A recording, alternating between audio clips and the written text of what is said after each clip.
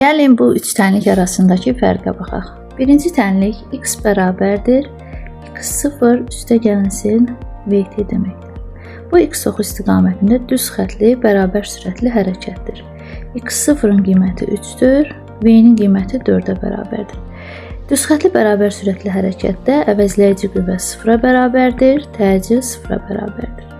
İkinci tənliyə baxaq. X bərabərdir x0 üstəgələk v0t üstəgələk at kvadratı bölünsün 2.